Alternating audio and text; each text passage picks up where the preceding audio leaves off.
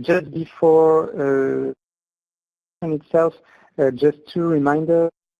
First one is that the next webinar of this webinar is part as Simon said, is part of the EPATEE Energy Evaluation Academy series.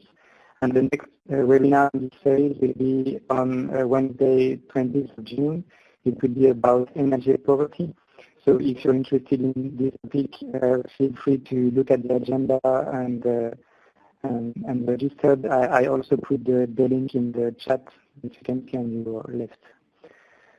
As well, if you are interested in the evaluation of energy efficiency policies, please have a look at the EPATEE website. There you will find, among others, all the details about the conference that will be next month in Vienna. And be aware that you can take advantage of discounted rates to register if you register before next Monday, 4th of June. Having said that, I move now to new online resources to share knowledge and experience about evaluating energy efficiency policies. So these two resources were developed within the EPATEE project, which is a project funded by the Horizon 2020 program of the European Union. And its objective is to foster experience sharing about evaluation practices for energy efficiency policies. Our main assumption is that an effective use of evaluation can help increase the effectiveness of policies and their ability to achieve larger results in terms of energy savings and reduction in greenhouse gases emissions. The team to do this project is made of 10 partners from 8 different European countries, with a mix of public agencies, professional associations, and research institutes, which makes that we have already in the consortium a good mix of different views, different experiences, and this consortium is coordinated by the Austrian Energy Agency. In addition to that, our priority target audience is policymakers, policy officers, or anyone in charge of decision management or supervision of evaluation of energy efficiency programs or policies. But we also aim at exchanges with types of stakeholders involved in the implementation or evaluation of energy efficiency policies and programs. So how we do that, how we try to get higher stakeholder involvement. We have done stakeholders interviews and surveys already, so let's say upstream, to get a good picture, a clear picture about what the stakeholders' needs and priorities are, what difficulties they might encounter, also what lessons they have learned that they can share, and also to identify interesting examples that would be worth to analyze further. And then downstream, we do workshops and webinars to organize peer-to-peer exchanges or a larger dissemination as today. Then in terms of content and production of the project, you can see on this slide the main outputs. On the left-hand side, the knowledge base and case studies that will be presented today. And then on the right-hand side, mostly the online toolbox that will be the next stage of the project. And I will present briefly the concept of it at the end of this presentation. Let's say that the main objective of the toolbox is to make it easy for stakeholders to find answers to their questions when they have questions related to evaluation. Now I give the floor to Barbara, who will present you the knowledge base. Thanks, Sebastian. Here's Barbara speaking for Fraunhofer ISI. And I'd like to talk a bit about the knowledge base. The knowledge base, or EPATEE's knowledge base, it's a user-owned database of references, and it's supposed to help you to go find information about evaluations or policy design to get a good or efficient policy. So let's start with the first slide.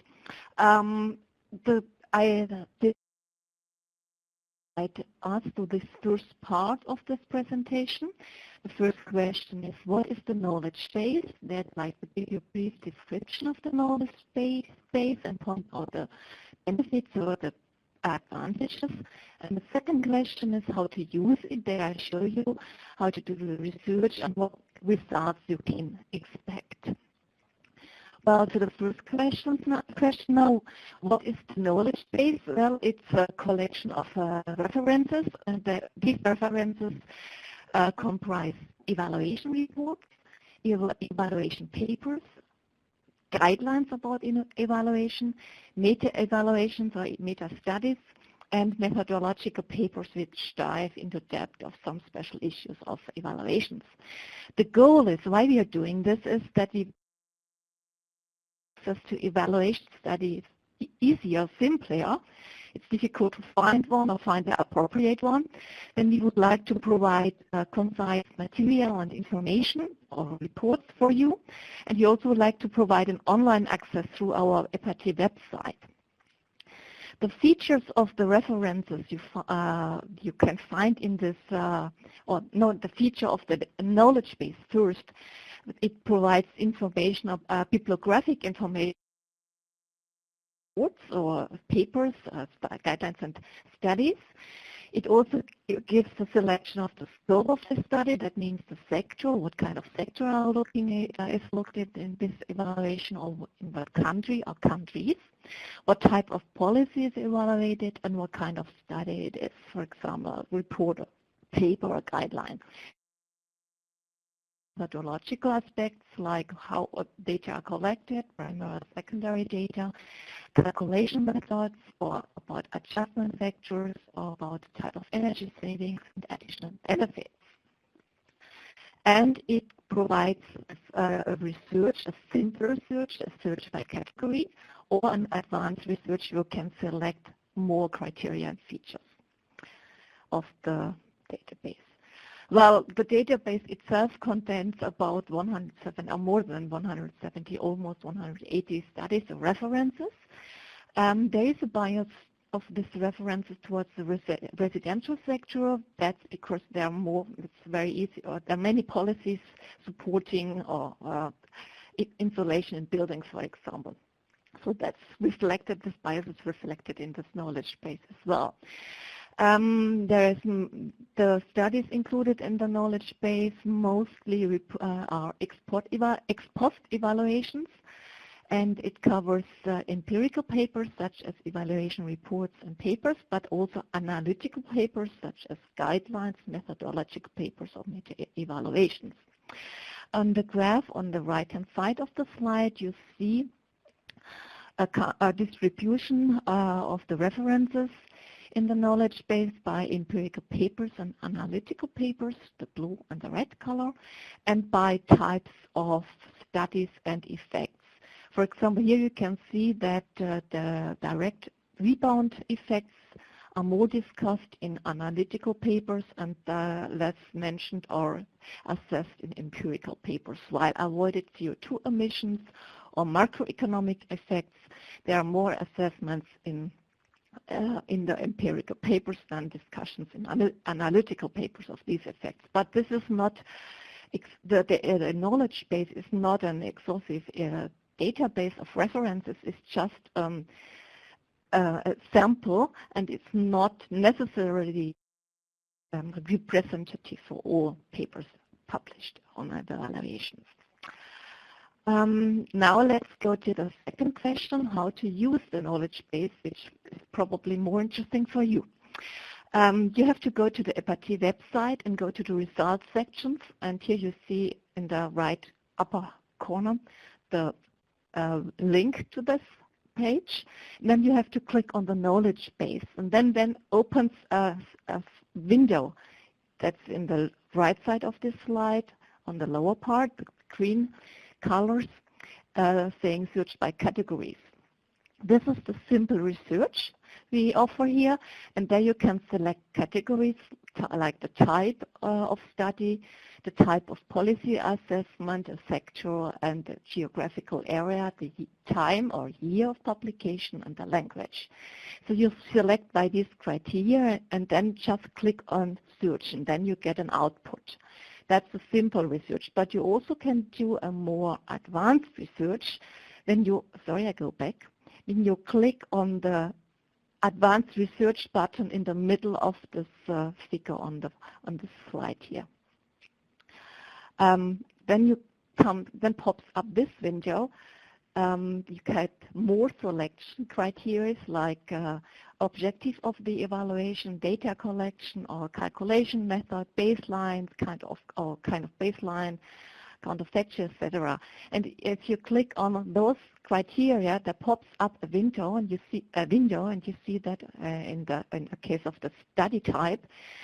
In this window, you can click on evaluation report or paper or whatever you're searching for. So you can go through all these criteria. You don't have to, but you can, and select kind of study or the objective of the evaluation or normalization factors or calculation methods or whatever you're interested in, you would like to know. And when you have completed your selection, then you click on search button on the lower part of the slide here, and you get an output. It's the first output. I did a pre-selection here. That's on the slide here. You see I did not select all criteria, but part of the criteria, and then I get an output. This looks like that. So first output is the result, the study, the title of the study, the author of the studies, language and the year of publication, and the location or the country in which this evaluation has been conducted. And you can click on more information if you like to get more information about those references you have selected. If you just need the references, that's fine. You can click on show the document. Then we have if it is a public available document, then opens a window with the document because we have put the link behind that. If it's not publicly available, you just get the reference link where you can get or buy it. If you'd like to get more information on a selected study, in this case, for example, for the UK, the energy efficiency evaluation, you just click on the more information button of this slide, and then opens again a window giving you detailed information about this study, but in a coded way. So you get information which kind of policies are looked at in this study, which sector is addressed, which type of evaluation is available, which methods are used, and which factors, correction factors, adjustment factors are applied or discussed or mentioned or assessed in that case. So there are a lot of information. And if you want to read the study itself, if you think, okay, this study is exactly this what I need or the information I need in that study, then click on show the document, and then you get further information, or you get the document itself or further information how to get the document. That's so far from my side all. I hope you have a lot of questions regarding the knowledge base. And now I hand over the floor to Jean-Sébastien, who will talk about the case studies, which is the second part of the presentation. Thanks for listening.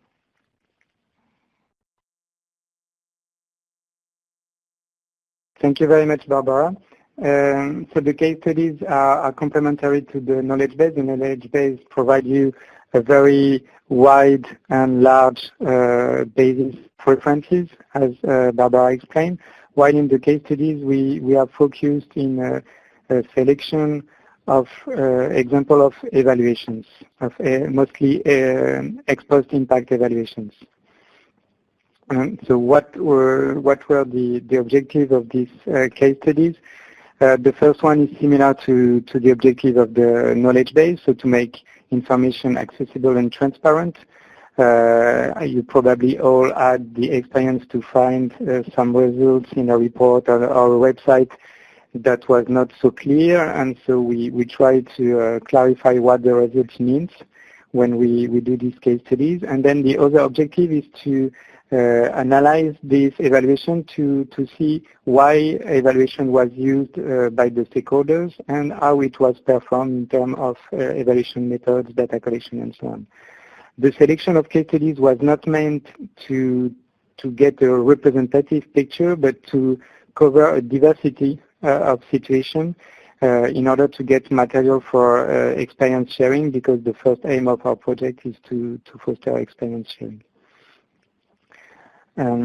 Here you can see on this slide the structure and the content, what you can find in the case study. So information about the measure, the means and outputs. By that we mean for example, the budget of the measure, how much money was put for subsidies and so on. And by outputs we mean the number of actions that were promoted, for example.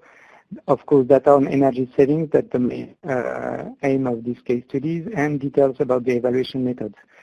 We also looked, when available, at information about other aspects than energy savings that could be monitored or evaluated, for example, jobs, I don't know, like health impact and so on. And we have also another section which is a kind of zoom, a focus on aspects from the evaluation that we think was particularly interesting for experience sharing. So this section on the top are based on the review of the evaluation report, and then we complement that by an interview with either the evaluation customer or the evaluator to get a direct feedback from the stakeholders involved in the evaluation. And this was really interesting to know more about difficulties encountered in the evaluation, how the results were used, and so on. And you can find already on the EPATEE website 15 of these cases. And by this summer, we should have around 25 up to 30 case studies. So you can see here on this map most of the case studies we have done or we are doing currently. That as it's a European project, most of them are about European countries. We added 2 cases from the US because there is a very rich bench of experience there. And you can see that we cover different types of countries, different types of policy instruments, different sectors, and so on. And I will not read all the cases. You can find them on the website, and you can read also this slide when it will be available on the Leonardo Energy website. So it would be too difficult to present all the case studies in a few minutes, so we choose to focus on a few general messages. Maybe some of you will say that there are no-brainers, but based on the feedback we get from the stakeholders, it seems that these messages are really important and useful to remind. So the first one was also linked to one of the results from the survey of stakeholders we've done before, which showed that one of the barriers to evaluation, as perceived by the stakeholders who answered the survey, was that there could be a lack of interest in evaluation, especially among top decision maker or people in top management. So this means for us that it is important to illustrate and to show the added value of evaluation, and that's exactly the feedback we get from the interviews for the case studies. So this leads us to say that clearly evaluation is not a burden but an opportunity, and that's not we as EPATEE partners who say that, but that's the message we get from the stakeholders we have interviewed. So all the stakeholders who put some effort and resources in evaluations, they all say that it was really worth it. So, and you can see on this slide different examples of use related to cases, and you can then look at the particular cases to get more details, or I can go back this in the questions also if you during the Q&A if you want. The second message is about data, but I will not speak about data collection or data availability that are very frequent issues discussed when we speak about evaluation. I will speak about documentation of data, so how you deliver the information once you've done the evaluation, because that's one of the problems we have encountered.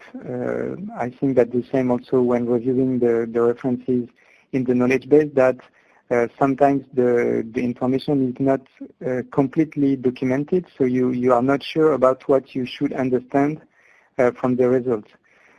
Because sometimes something is very obvious for the people who write the report, but maybe not so obvious for the persons who will read the report. So that's why we put here two guiding questions that I think are very important to keep in mind when you prepare reports or display information on website and so on. And I put some, let's say, fake examples on the bottom, but I'm sure that all of you have already faced these difficulties to see these kind of figures, and when you say, okay, but what do they mean? I need some details to better understand them. The third message is about how to choose the evaluation method.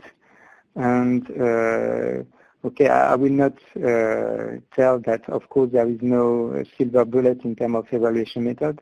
But in practice, let's say that in theory you should choose your method according to your evaluation objectives. But in practice, it's clear that you need to take into account constraints, because you cannot do. It's very rare that you can do everything that you would like.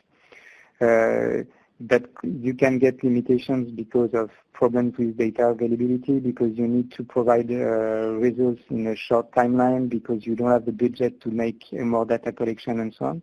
Also because that could be guided by the expertise of or experience of the evaluators that are available to make the evaluation and so on. So that's clearly a mix when you choose the method between taking into account constraints and trying to answer evaluation objectives. And one thing we have seen in the case studies, and also to some extent in the knowledge base, is that statistical methods are less frequently used than, let's say, engineering methods, so modeling based on engineering sciences. And that our feeling is that it could be due to the difficulty and context to perform this statistical method, because you need to collect a large set of data. You need to define samples, match samples when you make comparison between participant and control group and so on. And so in theory, it's supposed to be the, let's say, the gold standard evaluation method to assess the impact of a policy. But in practice, that's not so easy to implement. About this issue of choosing evaluation methods, I recommend you to look at the, for example, at the case about the Danish energy efficiency obligation scheme. They have done ex-post evaluation almost every 3-4 years at the end of each period of the scheme, and they really improved the way they prepare the specifications for the evaluation, taking into account the difficulties they encountered the previous time. So that's really interesting. They tried different methods to assess additionality, for example, and that's a very interesting case.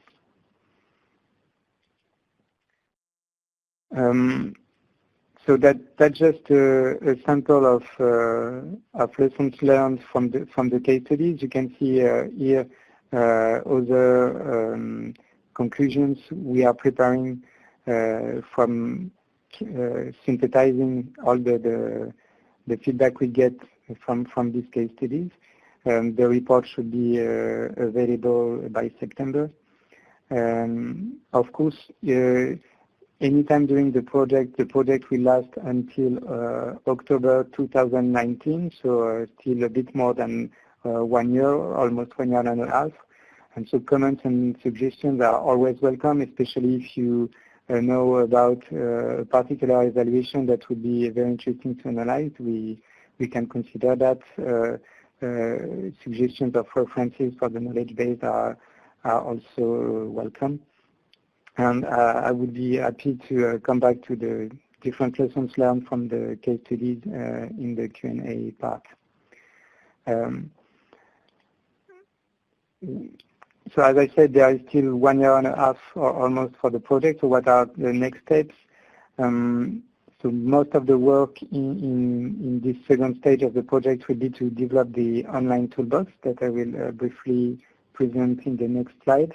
In parallel, we will also work on guidance about how to integrate evaluation into the policy cycle, because one thing is to provide support to enable evaluation, but another thing is to see how to create favorable conditions for evaluation use, because we all know that sometimes reports are not really read or used by the people we would like them to be read. In parallel, there will be different experience sharing activities. About that, you can see on the events tab of the website the different workshops and webinars.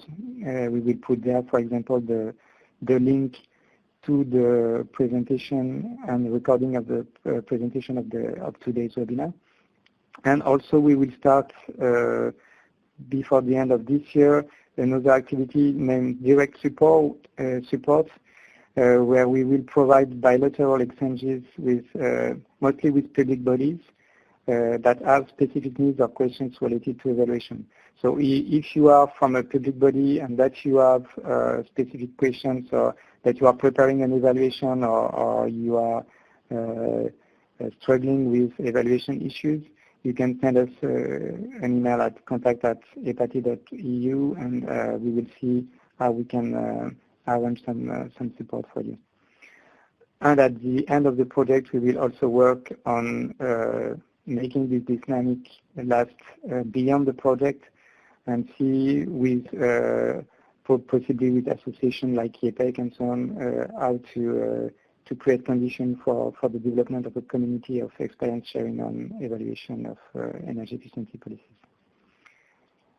Just before finishing this presentation, giving you an overview of the concept of the toolbox. So you have on the right-hand side the materials, the resources that we are developing, and also resources that are already existing and that we that are among the resources that we make linkage with. And on the left-hand side, the different type of questions that would be used to specify the demand from the user with the aim to deliver the most specific, as specific as possible answer. The idea of this toolbox is more or less a kind of interface that makes easy for the user to find the resources he needs, because at the end we will have many pages, many different links and so on. So when you have a specific question, you don't want to go through all of that. So we will try to make a user-friendly interface to make it easy for you to find the information you want to find, you are looking for. So that's all for the presentation. Here you have some links to stay tuned with the project and find the different resources presented today, and we will be very happy to answer your question and have some discussion with you. Great, thank you very much, Jean-Sébastien and Barbara, for your presentation. Let's go now for the second poll of today's session. So, Jean-Sébastien, I'll let you present the two questions, the different options, and then we will broadcast results after the votes of our audience. Okay, thank you very much, Fernando. So these two questions is to get direct feedback from you about what is of interest for you among the resources we could develop. So that's multiple answer questions, but please limit yourself to 3 answers per question so that we can see what are your priorities, because you might be interested in everything, but what we would like to know here is what is the most interesting for you.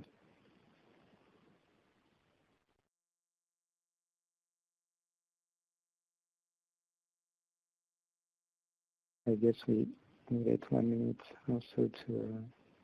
Indeed, let's provide some time to our participants to go through the questions and make the right choices. So in a minute or so, we will broadcast results and you could comment on them. Okay, perfect.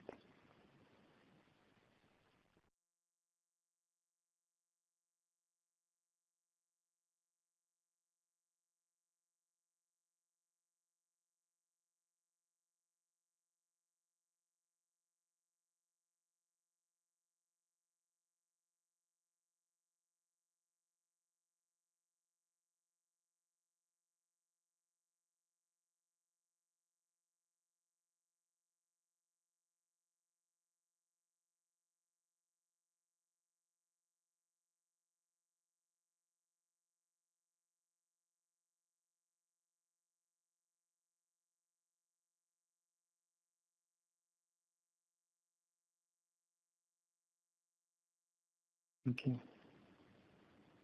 So I think the trends are more or less clear. Let's now broadcast results, and Jean-Sébastien, you can comment on them. If you want to send further votes, you still have time, but Jean-Sébastien, maybe you can find already some interesting views. Thank you. Okay, so from on the left-hand side, so the first question was about types of references for the knowledge base. So it seems that you get a preference for evaluation guidebooks, protocols, and other types of guidelines, so that these types of references are already quite well covered in the references that are already in the knowledge base. So you should find probably interesting references for you. And maybe we will see if we should also include more. These guidebooks and protocols are clearly focused on the evaluation of energy efficiency programs or policies. Maybe that could be also useful to get other types of guidebooks more general about evaluation of public policies or evaluation of other types of impact. And then the second preference goes to evaluation reports, which was indeed one of the first objectives of this knowledge base to collect evaluation reports. And that's sometimes difficult to find when they are in national language and so on. So we will try to extend the coverage in terms of countries in the next stage of the project. Then on the right-hand side, that was the type of support that the Toolbox could provide. And here I see three top results, let's say. The first one, which is database to find examples of evaluation for similar cases. That's more, I think, also the main results we get from the previous surveys with stakeholders, so that's quite consistent, and that's clearly where we will put some most of our efforts. Second result is about guidance to select evaluation methods according to usual cases and criteria, which is also among the priorities we have already defined. So that's great to see that we are online with your needs and expectations. And the third one would be guidance to analyze evaluation results, which was not so high, I think, in the surveys we made with stakeholders previously. So but good to know that it could be also of interest for the community.